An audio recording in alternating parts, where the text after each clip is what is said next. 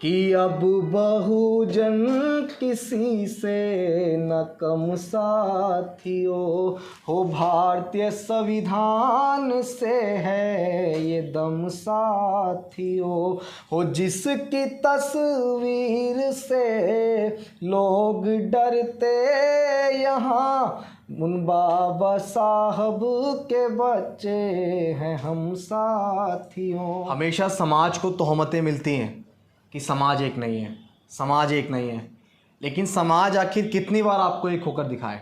आज भी आज़ादी के 75 साल बाद भी जब आप देखेंगे हालात कि बाबा साहेब अम्बेडकर की जयंती मनाने पर नांदेड़ में अक्षय भालेराव को मार दिया जाता है, पायल तड़वी, रोहित वेमुला, जितेंद्र मेघवाल, इंद्र मेघवाल, ऐसे तमाम केसेस हैं। एक आइडियोलॉजिकल बहुजन होता है, एक बायोलॉजिकल बहुजन होता है, लेकिन जो आइडियोलॉजिकल बहुजन है उसकी भी ये जिम्मेदारी है कि जो बायोलॉजिकल हैं उनको भी वो आइडियोलॉजिकल बनाए कि जातियों में मत बटो यार, एकजुट हो जाओ, SC ST OBC माइनॉरिटी मिल बहुजन समाज बन जाओ, और बाबा साहेब की वो 3 बातें शिक्षित संगठित संघर्ष को अपनाकर इस देश के हुक्मरान बन जाओ।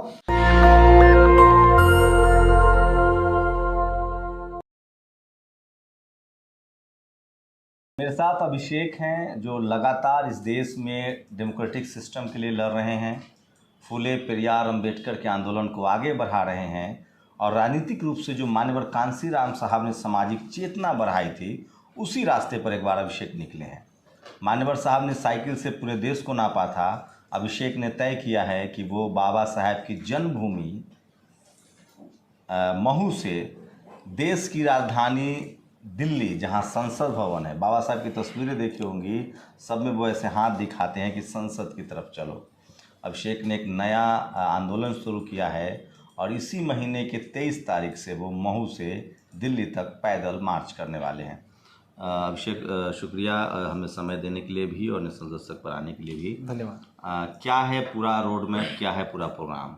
देखिए, हमने बहुत पहले से इसको सोच रहे थे, प्रयास कर रहे थे, क्योंकि ऐसा शख्स निकल के आए जो इस काम को करे। हमेशा समाज को तोहमतें मिलती हैं कि समाज एक नहीं है, समाज एक नहीं है, लेकिन समाज आखिर कितनी बार आपको एक होकर दिखाए। उत्तर प्रदेश के अंदर हमने बहुजन समाज पार्टी के रूप में 4 बार सरकारें बनाई, समाजवादी पार्टी की कितनी बार सरकार बनाई, बिहार में लालू प्रसाद यादव को स्थापित किया, और तमाम जगह पे MP स्टालिन हैं और हेमंत सोरेन हैं, जो बहुजन लीडर हैं, वो लोगों को जो है सत्ता की कुर्सी तक पहुंचाया। लेकिन आज भी आज़ादी के 75 साल बाद भी जब आप देखेंगे हालात कि बाबा साहेब अम्बेडकर की जयंती मनाने पर नांदेड़ में अक्षय भालेराव को मार दिया जाता है, पायल तड़वी, रोहित वेमुला, जितेंद्र मेघवाल, इंद्र मेघवाल, ऐसे तमाम केसेस हैं। ये तो वो हैं जिन पर चर्चा हुई, जिन पे चर्चा हुई है, जो मतलब कि ये घटनाएं किसी उसका मोहताज नहीं है कि लोगों को इसकी पहचान करानी पड़ेगी। NCRB के आंकड़े हैं, लगभग 60,000 से ज़्यादा हत्याएं जातिगत होती है। बिल्कुल 80% भी होती होंगी सर, कुछ तो आंकड़ों में आ भी नहीं पाती हैं। तो इन घटनाओं को हम कैसे रोक पाएंगे? मान्यवर कांशीराम साहब ने कहा कि जिनके हुक्मरान होते हैं उनके ऊपर कभी शोषण अत्याचार नहीं होते, उनकी बहन बेटियों के बलात्कार नहीं होते हैं।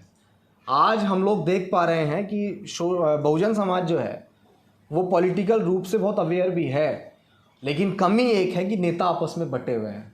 शंभू जी, आप कोई पॉलिटिकल पार्टी चला रहे हैं, मैं भी कोई पॉलिटिकल पार्टी चला रहा हूँ, आप भी संघर्ष करके ऊपर आए हैं, मैं भी संघर्ष करके ऊपर आया हूँ। एक और तीसरी पॉलिटिकल पार्टी है जो हमारी विरोधी है, यानी कि विचारधारा की विरोधी है, वो आज भी कास्ट सिस्टम पे विश्वास रखती है।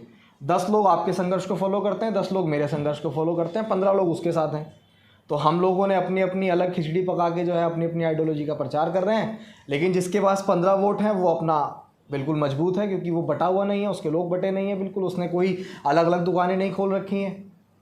और हमें 10-10 अलग अलग वोट मिल रहा है, हमारे पास 20 वोट है, तो 15 वाला जीत जाता है, जिनके पास 20 वोट है वो हार जाते हैं। तो हम यही समझाने का प्रयास कर रहे हैं।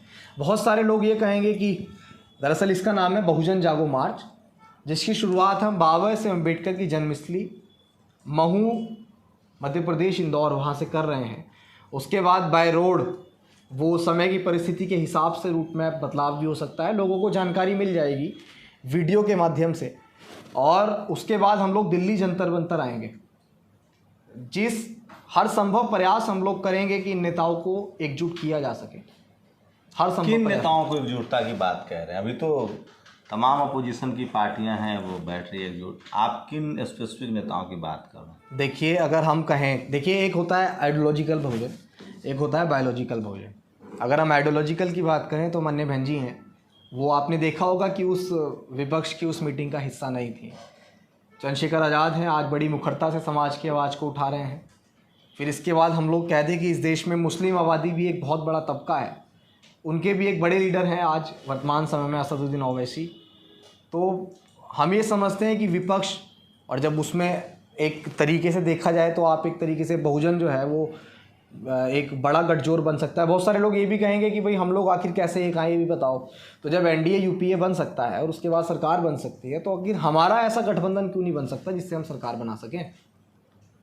तो क्या सिर्फ शेड्यूल कास्ट जो नेता हैं उनको एकजुट करना चाहते हैं? नहीं। शेड्यूल कास्ट, मुस्लिम्स, ओबीसीज और क्या ये कुछ ऐसी किसान जातियां हैं जिनका भी रिप्रेजेंटेशन नहीं है? जाट, मैं सब लोगों को बताना चाहता हूँ, क्या ये आंदोलन महज शेड्यूल कास्ट का है?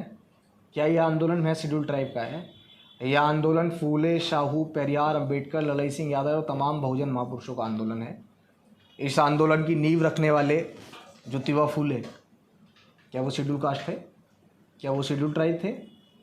आज ओबीसी वर्ग अपने आप को, हमने कहा ना कि वो मतलब सोशली अवेयर बड़े लेवल पे आज अपने आप को वो कर पा रहा है, लेकिन कहीं ना कहीं एक कमी जो है वो सोशली अवेयरनेस की नज़र आ रही है। तो क्या है मुद्दा? बीजेपी तो कहे, बीजेपी की सरकार चल रही है, ज़्यादातर लोग धर्म के नाम पर उनको वोट दे रहे हैं। वो तो कह रहे हैं कि हमने रिजर्वेशन इम्प्लीमेंट किया है, हम SC ST OBC को रिप्रेजेंट, आपके सबसे ज़्यादा SC ST के सांसद अभी जो रिजर्व सीट से चुनाव लड़ते हैं वो बीजेपी के पास है। जनरल सीट पे कितने लड़ाए उन्होंने? जनरल सीट पे कितने SC ST OBC को वो उन्होंने टिकट दिया है? मुझे SC ST को, OBC तो जनरल पर ही लड़ता है। ठीक है, बताइए SC ST को कहाँ उन्होंने दिया है? अगर आप SC ST को सम्मान देने की बात बता रहे हैं तो रिजर्व सीटों पे तो आपकी मजबूरी, आप देंगे कहाँ से लाएंगे कैंडिडेट? SC ST को लड़ाना पड़ेगा। जनरल सीट पे मुझे बताइए। अच्छा अभिषेक, आपको क्या वजह लगती है? देखिए, इस देश में सरकार किसी की बने, इस देश का जो सबसे शोषित वंचित तबका है, जिनको अनटचेबिलिटी झेलनी पड़े, शेड्यूल कास्ट, शेड्यूल ट्राइब, उनके मेंबर ऑफ पार्लियामेंट घट नहीं सकते हैं। बिल्कुल बढ़ेंगे, घटेंगे नहीं। उतना तो आना है जितना रिजर्व सीट है इस देश में, लेकिन वो संख्या इतनी है, 300 पर सरकारें बनती हैं। बिल्कुल। और लगभग 120-130 के आसपास राज्यसभा लोकसभा मिला दे, और लोकसभा ही मिला दे तो 130 के करीब आबादी है उनकी। कोई सरकार ही नहीं चलेगी उनके बगैर। फिर उनकी चुप्पी को कैसे देखते? क्या वो सामाजिक हितों के खिलाफ हो रहे फैसले पर भी वो चुप रहते हैं? इसकी क्या वजह देखते हैं? सामाजिक चेतना या राजनीतिक मजबूरी? राजनीतिक मजबूरी, या उनके अंदर सामाजिक की चेतना नहीं? मैं बताता हूँ। नहीं, राजनीतिक मजबूरी है। अच्छा, लगातार एक सवाल उठता रहता है कि बाबा साहेब अम्बेडकर जो है वो पॉलिटिकल रिजर्वेशन 10 साल का दे के गए थे। हम तो कहते हैं हटाइए रिजर्वेशन पॉलिटिकल। देखिए, यहाँ क्लियर कर दूँ, बहुत सारे लोग आपको भरमाएंगे कि रिजर्वेशन 10 साल के लिए था। जी नहीं, पॉलिटिकल रिजर्वेशन, विधानसभा और लोकसभा का रिजर्वेशन 10 साल का था। और आपको जानकर हैरत होगी कि हर 10 साल के बाद विधानसभा लोकसभा में मेज थपथपा के और रिजर्वेशन को कंटिन्यू किया जाता है। उस पर कोई चर्चा नहीं, कोई डिबेट नहीं, कोई बहस नहीं।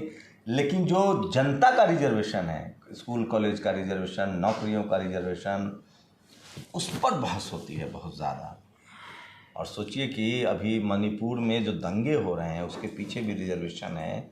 वहाँ जो शेड्यूल ट्राइब के लोग थे वो उनकी रिजर्वेशन के पक्ष में कुछ कम्युनिटी, और वहाँ दंगे भड़क गए। आपको क्या लगता है कि 70-75 साल बाद आप जितना कह रहे हैं, इतना भी समाज जागरूक तो हुआ है, पॉलिटिकल रिप्रेजेंटेशन भी बढ़ा है, क्या अभी हाल के दिनों में स्थितियाँ कुछ खराब हुई? मैं तो ये कहता हूँ कि अगर आप पॉलिटिक्स की बात करें, आप मुझे बताइए कितने स्टेट में बहुजन समाज की सरकार है जिनकी एक बड़ी आबादी है देश में? 85। मैंने इसलिए बोली है कि जो मालिक है वो तो पार्टी है ना। अब मुख्यमंत्री हमने बना दिया, लेकिन उसके बाद जो वो कहेंगे वही तो मुख्यमंत्री करेगा। अपनी मर्जी से क्या कर लेगा वो, जब तक हम खुद मालिक नहीं है किसी पार्टी के। तो किन किन नेताओं को आप एकजुट करना चाहते हैं? बहुत सारे नेता हैं। माननीय बहन जी हैं, चंद्रशेखर आज़ाद है, अखिलेश यादव है, तेजस्वी यादव है, लालू प्रसाद यादव है, हेमंत सोरेन है, MK स्टालिन है। तो क्या लग रहा है, इन लोग क्यों एकजुट नहीं हो रहे? आपने कुछ ना, हम तो बिहार से, मैं तो आता हूँ और मैं तो देश भर की राजनीति देख रहा हूँ। आप इन लोग बिहार में, यूपी में राजभर हैं, अनुप्रिया पटेल हैं, निषाद जी हैं, वो वाला सब बीजेपी के साथ उदित राज हैं। उदित राज जी तो खैर कांग्रेस में है आजकल। मैं इंडिविजुअल जो पार्टी जिनकी है उनकी बता रहा हूँ, जो गैर सवर्णों की पार्टी है। बिहार में मुकेश सहनी है, चिराग पासवान हैं, मांझी जी हैं। तो ये बहुजन दल भी तो बीजेपी के साथ में, तो बीजेपी को क्यों नहीं ओबीसी बहुजनों की पार्टी आप मानते हैं? ओबीसी प्रधानमंत्री है। अधिकारों से पता लगेगा ना सर,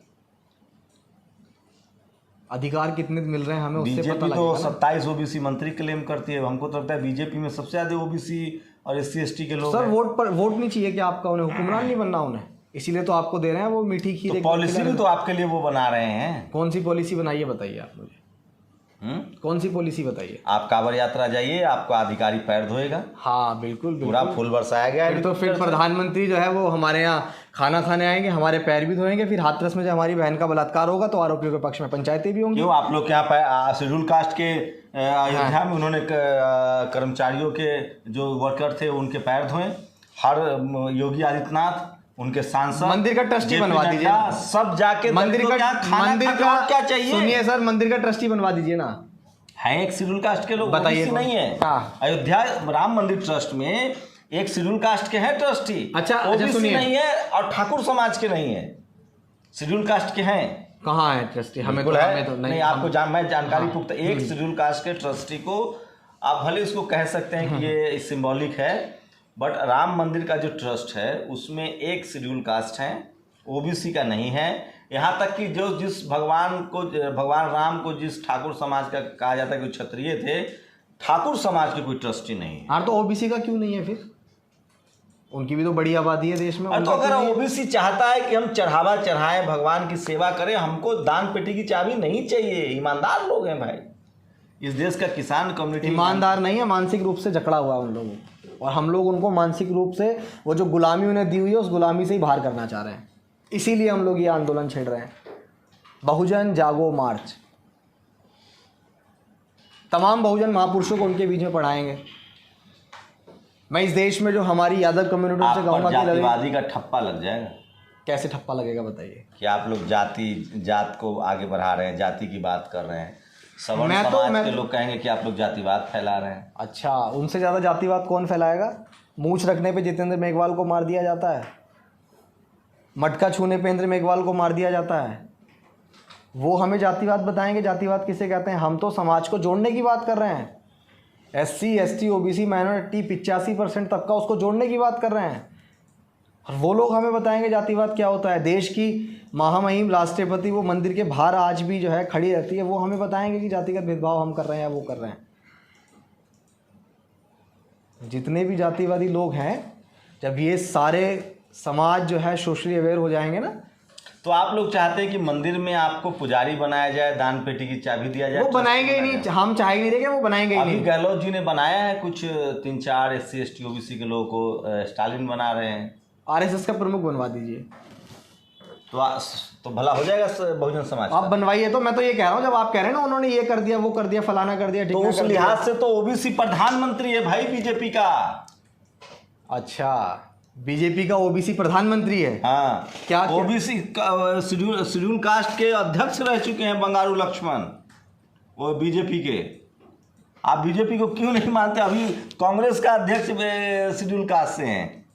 अगर कोई किसी जाति में होकर ही अगर वो रिप्रेजेंट करता है बहुजन समाज को, तो उस हिसाब से तो अभी देखिए वो खड़गे साहब। हमारा मेन क्या है कि बाबा से अम्बेडकर की जो आइडियोलॉजी थी, वो आइडियोलॉजी को कौन बढ़ा रहा है? चलिए हमने मान लिया जी, आपने कहा कि ओबीसी कम्युनिटी का जो है, मैंने एक बात आपको शुरुआत में कही ना कि वो तो तेजस्वी यादव और अखिलेश यादव, मैंने कहा कि एक उस पर काम नहीं किया। मैंने क्या कहा, एक आइडियोलॉजिकल बहुजन होता है, एक बायोलॉजिकल बहुजन होता है। लेकिन जो आइडियोलॉजिकल बहुजन है उसकी भी ये जिम्मेदारी है कि जो बायोलॉजिकल है उनको भी वो आइडियोलॉजिकल बनाए, उनके अधिकारों से सचेत करके, उनके महापुरुषों ने क्या आंदोलन छेड़े थे उससे सचेत करके। इस तरह के जो आंदोलन आप करने जा रहे हैं, लोगों को कैसे कन्विंस? इसके लिए संसाधन चाहिए, खर्चा चाहिए। समाज देगा, हम मांगेंगे समाज से, समाज देगा। ये अकेले मेरे हित का काम तो है नहीं। सोचिए, मैं ये जब क्रॉस सवाल पूछता हूँ ना, तो इस देश की विडम्बना देखिए। आज़ादी के 75 साल बाद 60 साल कांग्रेस के हिस्से में है, 15 साल बीजेपी के हिस्से में है, लेकिन इस देश में जातीय हिंसा रुक नहीं रही है। और सबसे बड़ी विडंबना है कि मतलब क्या बताऊं, मैं तो चाहता हूं कि इस देश में सवर्ण नेताओं का इंटरव्यू लेने का मुझे मौका मिले। इस देश में आज भी SC ST OBC के लिए आरक्षण पा लेना आसान है, सम्मान से नौकरी करना मुश्किल है। इकोनॉमिक वीकर सेक्शन का जब से रिजर्वेशन आया है, SC ST OBC का कट ऑफ उससे ज़्यादा हो रहा है। इस देश में सीटों की चोरी हो रही है। इस देश में SC ST OBC आज भी बिजनेस में नहीं है। राजनीतिक रिप्रेजेंटेशन मिला है, लेकिन media, judiciary, college, university, bureaucracy, business, film, sports, cinema इसमें कहीं नहीं है। अभिषेक कभी भी हैं, कुछ सुनाइए पहले, अब क्योंकि हमारे लोग वहाँ बहुत कम हैं। आप प्रोफेसर तुलसी राम को छोड़ दीजिए, मुद्रा राक्षस को छोड़ दीजिए, नामदेव धसाल को छोड़ दीजिए, या फिर ओम प्रकाश वाल्मीकि को छोड़ दीजिए, तो हमारा साहित्य लेखन भी एकदम से जम गया है। आप तो अच्छी कविता भी सुनाते हैं, कुछ सुनाइए। अच्छा, ये हम एक सुना देते हैं कि जो वर्तमान समय की परिस्थितियां हैं कि यूथ जो है वो लड़ रहा है, तो यूथ के ऊपर, उसके कंधे के ऊपर बड़ी जिम्मेदारी है कि जब हम इस आंदोलन को छेड़ रहे हैं तो उसको कैसे आगे बढ़ाएं। भाई, यूथ को भी आना चाहिए आगे निकल के। सबसे बड़ी चीज़ जो हम कर रहे हैं उसके ऊपर एक शेर है कि जातियों में मत बटो यार, एकजुट हो जाओ। SC ST OBC माइनॉरिटी मिल बहुजन समाज बन जाओ, और बाबा साहेब की वो 3 बातें शिक्षित संगठित संघर्ष को अपनाकर इस देश के हुक्मरान बन जाओ, इस देश के हुक्मरान बन जाओ। आज आपने बड़े लेवल पे देखा होगा कि जहाँ भी बाबा साहेब अम्बेडकर की प्रतिमाएं लगाई जाती हैं उनको तोड़ दिया जाता है। खुले में कहीं भी नहीं लगती। तो हम यही बताना चाह रहे हैं लोगों को कि अब बहुजन किसी से न कम साथियों हो, भारतीय संविधान से है ये दम साथियों हो, जिसकी तस्वीर से लोग डरते यहाँ, उन बाबा साहब के बच्चे हैं हम साथियों। भाई, वो प्रतिमाओं को नहीं तोड़ रहे हैं, वो विचार को तोड़ रहे हैं। जो विचार बाबा साहेब अम्बेडकर के आज भी मरणोपरांत भी स्थापित हैं हमारे जैसे तमाम नौजवानों के रूप में, बहुत सारे बहुजन बुद्धिजीवी हैं उनके रूप में, तो वो उन विचारों को तोड़ना चाह रहे हैं। चंद्रशेखर आज़ाद पर जिस तरह से हमला हुआ, उसके बाद तो बहुजन एकजुटता बनती हुई दिख रही है। मैंने देखा तमाम मुख्यमंत्री, बिल्कुल तमाम सोशल मीडिया प्लेटफॉर्म एकदम रंग गया था। टीवी अखबार में भले वो बाद में खबर गिरा दी गई, लेकिन स्टालिन हो, नीतीश कुमार हो, अखिलेश जी हो, तेजस्वी जी हो, सब लोगों ने ट्वीट किया। हमने यही तो कहा ना, हम सिर्फ सामाजिक एकता चाहते हैं, सामाजिक परिवर्तन चाहते हैं। मेरा कोई भाई किसी भी पार्टी में रहे, कोई हमें इस चीज़ से गुरेज नहीं करना चाहिए। हमें सिर्फ उसकी ट्रेजिडी या उसके साथ कोई शोषण होता है या उसके साथ कोई ऐसी घटना हो जाती है तो हमें भी एक सामाजिक एकजुटता दिखानी चाहिए। मान्यवर काशीराम साहब ने कहा कि जब तक सामाजिक परिवर्तन हम लोग नहीं करेंगे, हम लोग कोई भी परिवर्तन नहीं कर सकते। मैं अपनी राय बता दूं, मेरी पक्की राय है कि इस देश में SC ST OBC किसान जातियों के लिए जो भी हुआ है उसी समाज के नेताओं ने किया है। लेकिन एक टीवी अखबार आपके नेताओं के बारे में परसेप्शन बना देता है, जो सवर्ण पत्रकार हैं, कि बहुजन समाज के नेता ही बहुजनों को बहुत धोखा दे रहे हैं। ये परसेप्शन बनाया जाता है। जैसे उनका परसेप्शन है कि बहुजन नेता भ्रष्ट होते हैं, बहुजन नेता चोर होते हैं। खैर, अब तो मोदी जी के आने के बाद ये भी परसेप्शन टूट गया है। पहले कांग्रेस की सरकार थी तो जाति देखकर इनकम टैक्स ईडी जांच होती थी। अब तो मोदी जी के समय पार्टी देख के होता है। अब तो राजपूत नेता भी जेल में है, बनिया समाज के नेता भी जैन समाज के लोग भी जेल में हैं। तो इस पर से आप लोग इस परसेप्शन को कैसे तोड़ेंगे? क्योंकि अपने ही समाज के नेताओं को लोग करप्ट मान लेते हैं। मैं ये कहता हूँ कि जो ये यात्रा निकल रही है ना, इस यात्रा में जब पूरा समाज एक साथ होके, एकजुट होके इस यात्रा में उतरेगा, और ये यात्रा जब दिल्ली पहुंचेगी और जब ये सफल होती नजर आएगी, तो हम ये सारे परसेप्शन जो हैं, इन सारे परसेप्शन को तोड़ देंगे। आखिर कहीं ना कहीं हमारे ऊपर जो ये सवाल उठते हैं, इनके गुनहगार हम खुद भी हैं।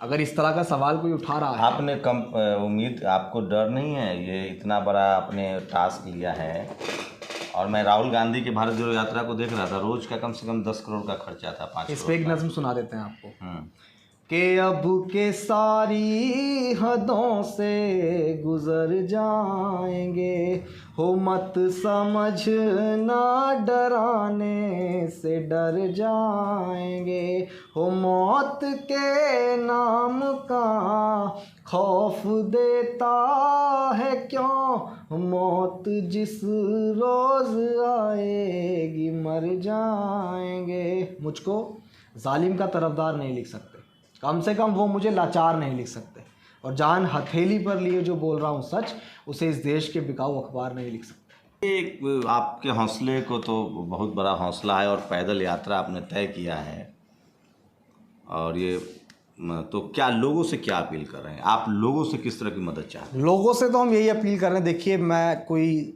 पीछे से बहुत मजबूत व्यक्ति नहीं हूँ, समाज के बीच मजबूत मतलब आर्थिक रूप से अब समाज जो समझे, इसमें हम अपने मुंह से नहीं कहेंगे क्योंकि इसके साथ साथ विरोधी भी देखते हैं, और हम बहुत मजबूत हैं। लेकिन हाँ, समाज का बहुत सारा समर्थन चाहिए, क्योंकि जब यात्रा निकलेगी, जैसा आपने बताया कि राहुल गांधी की यात्रा में 10 करोड़ तक का खर्च आता था, शायद हमारी यात्रा में इतना तो नहीं आएगा, लेकिन हाँ खर्चे तो हैं। लेकिन जब समाज, ये पूरा विश्वास है कि जब समाज हित में यात्रा है तो समाज इसकी सारी चीज़ों की तैयारी करेगा और हमारा योगदान भी करेगा, हमारी मदद भी करेगा। अपील ये है यात्रा के दौरान मुद्दे क्या क्या रहेंगे? मुद्दे हैं कि महाराष्ट्र के नांदेड़ में आज़ादी के 75 साल बाद भी ये हालात है कि अक्षय भालेराव की हत्या बाबा साहेब अम्बेडकर की जयंती मनाने पर कर दी गई। उसके हत्यारों को जल्द से जल्द फांसी हो, क्योंकि आज भी इस देश में इस तरह की घटनाएं जो विकराल रूप ले रही हैं, जो थमने का नाम ले रही हैं, वो जब ही थमेंगे जब आरोपियों को इस तरह की सज़ा मिलेंगी। और इसका सबसे मेन कॉन्सेप्ट यही है कि कैसे भी करके एक सामाजिक एकजुटता बना ली जाए, उसके बाद हम लोग इस देश की गद्दी तक पहुँचें। जैसे एनडीए यूपीए बना, मेरा यही निवेदन है तमाम नेताओं से कि वो भी एक इस तरह का गठबंधन बना के इस देश की गद्दी पे शासन करें, जिसके बाद हमारे ऊपर जो शोषण होते हैं वो ख़त्म हो जाए। सोचिए, इस देश में अद्भुत है, ये आज़ादी के 75 साल बाद भी इस देश की बहुसंख्यक आबादी लाचार बेबस है, और जो पावर सेंटर्स हैं, media, judiciary, college, university, bureaucracy, business, उसमें उनकी हिस्सेदारी नहीं है।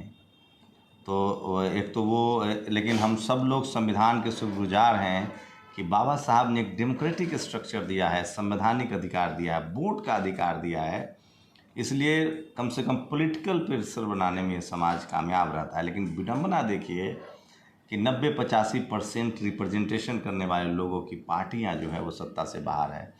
तो अभिषेक ने तय किया है कि हम पैदल यात्रा करेंगे महू से दिल्ली तक, जो बाबा साहब की जन्मभूमि है और दिल्ली जो उनकी कर्मभूमि भी रही है, जहां उन्होंने संविधान को स्वरूप दिया है।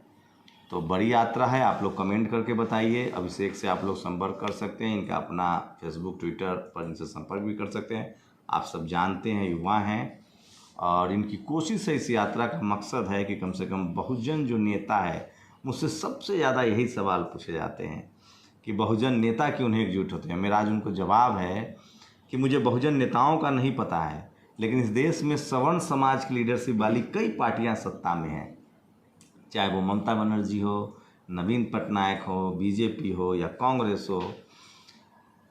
इसकी वजह यह है कि बाकी तमाम सवर्ण लीडरशिप वाली पार्टियों को SC ST OBC किसान जातियों के लिए वोट देते हैं, लेकिन लगभग इस देश में जो सवर्ण समाज है उसकी पार्टी आज के डेट में बीजेपी है, वो बीजेपी को ज़्यादा वोट देते हैं। तो आप पर आरोप जरूर लगता है कि आप कास्टिज्म करते हैं। जो आप पर आरोप लगाए कि आप जातिवादी हैं, आप उनसे पूछिए कि जाति बनाई किसने? जो पेड़ लगाया है फल तो वही खा रहा होगा। आप लोग अपनी प्रतिक्रिया जरूर दीजिए। इसमें मैं ये भी कहूँगा कि अभी पूरी तरीके से मैं भी अपने आप को ये नहीं कहूँगा कि मुझे इस मूवमेंट की, इन सारी चीज़ों की जानकारी है। जो लोग मुझे इसमें कुछ दे सकते हैं, कुछ समझा सकते हैं, कुछ बता सकते हैं, तो सभी का स्वागत है। और जो लोग ये चाहते हैं कि वाकई में समाज जो है हुक्मरान बने, फुले, पेरियार, ललित सिंह यादव, बाबा साहेब अम्बेडकर, मान्यवर कांशीराम साहब, कपूरी ठाकुर और तमाम जितने भी महापुरुष रहे, उनका जो सपना है उसे पूरा करना चाहते हैं। अगर शायद हमसे बेहतर भी इस यात्रा को कोई और निकालने वाला होगा तो हम उसके पीछे चल के भी इस यात्रा में तैयार हैं चलने को, लेकिन बस ये कॉन्सेप्ट हमें सफल करना है। और इसमें आप लोग भी हमें सुझाव दे सकते हैं कि और अच्छे से हम कैसे इसको जो है सफल कर सकते हैं। तो मैं फिर कह रहा हूँ, इस देश में जब देश आज़ाद हुआ तो रिजर्व सीट पर लोग अपने नौकरों को चुनाव लड़ाते थे। उसके बाद कर्पूरी ठाकुर, मान्यवर कांशीराम साहब जैसे लोग आए, करुणानिधि जैसे लोग आए, और जिसकी जितनी संख्या भारी उसकी उतनी हिस्सेदारी। उसके बाद बहुजन समाज के पॉलिटिकल लीडर भी आने लगे, और अब अभिषेक जैसे, चंद्रशेखर जैसे युवा भी राजनीति में आ रहे हैं, जो अपने राजनीतिक अधिकारों के लिए सचेत है, सामाजिक अधिकारों के लिए सचेत है। मैं इसलिए कह रहा हूँ, 21वीं सदी डॉक्टर अम्बेडकर की सदी होगी। आप लोग की प्रतिक्रिया बहुत ज़रूरी है। शुक्रिया अभिषेक, हमसे बातचीत करने के लिए। धन्यवाद। जय भीम। जय भीम। नेशनल दस्तक की आपसे गुजारिश है कि अगर इसको बचाना चाहते हैं तो नेशनल दस्तक को सब्सक्राइब करने के लिए रेड कलर के सब्सक्राइब बटन को दबाएं, फिर बेल आइकन की घंटी दबाएं। नेशनल दस्तक को बचाने के लिए बहुत ज़रूरी है कि हर खबर को शेयर करें, लाइक करें, कमेंट जरूर करें।